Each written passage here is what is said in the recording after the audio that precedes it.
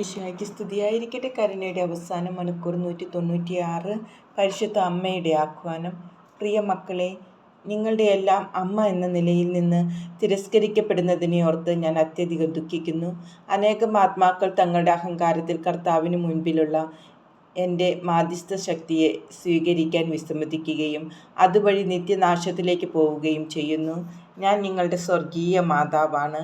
അതാണ് എന്നെക്കുറിച്ചുള്ള ദൈവത്തിൻ്റെ ഹിതം.